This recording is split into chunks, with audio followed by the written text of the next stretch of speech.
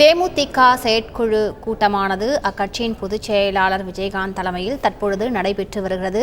மருத்துவ சிகிச்சைக்கு பின் முதல் முறையாக கட்சி நிகழ்ச்சியில் பங்கேற்றிருக்கிறார் விஜயகாந்த் அவர்கள். தற்பொழுது அந்த காட்சிகளை நாம் பார்த்து கொண்டிருக்கிறோம். இந்த செயற்குழு கூட்டத்தில் சில முக்கிய முடிவுகள் எடுக்கப்பட இருப்பதாக தகவல்களும் வெளியாக இருக்கின்றன.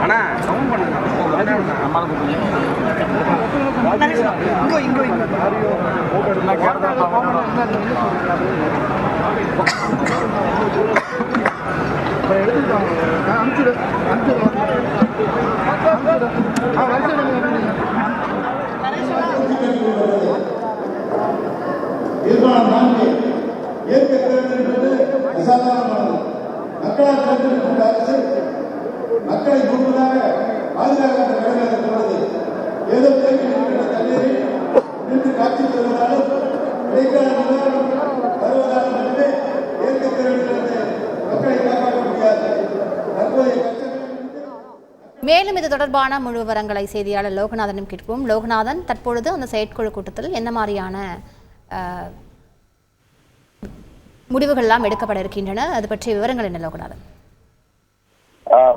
இந்த செயற்குழு மற்றும் பொதுக்குழு, அதாவது குறிப்பாக 18வது செயற்குழு மற்றும் பொதுக்குழு கூட்டம் தற்போது நடைபெற்று வருகிறது. அந்த காட்சிகளை தான் நம்ம பார்த்து வரோம்.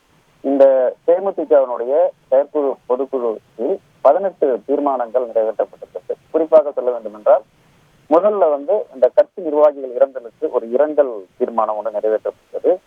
அதே போல இந்த சமீபத்துல பெய்த கனமழை மிக்ஜாம் புயல் பாதிக்கப்பட்டவர்களுக்கு 15,000 ரூபாய் இழப்பீடு தொகையாக கொடுக்க வேண்டும் என்று அறிவுறுத்தப்பட்டிருக்கிறது. அதே போன்று இயற்கை பேரிடர் என்பது அசாதாரணமானது. மக்கள் தொடர்ந்து பல்வேறு இன்னல்களை ஏற்பட்டு வராங்க. பேரிடர் காலங்கள்ல தற்போது இருக்கக்கூடிய இந்த சூழல்ல போர்க்கால அடிப்படையில் அவர்களுக்கான பணிகளை செய்ய வேண்டும் என்ற தீர்மானம் நிறைவேற்றப்பட்டிருக்கிறது. அதே போல இந்த இயற்கை பேரிடர் மக்கள் பாதுகாப்பு இன்சூரன்ஸ் திட்டத்தை கொண்டு வரணும்னு சொல்லி முன் வச்சிருக்காங்க. இது போன்ற 18 தீர்மானங்கள் கொண்டு வரப்பட்டிருக்கிறது.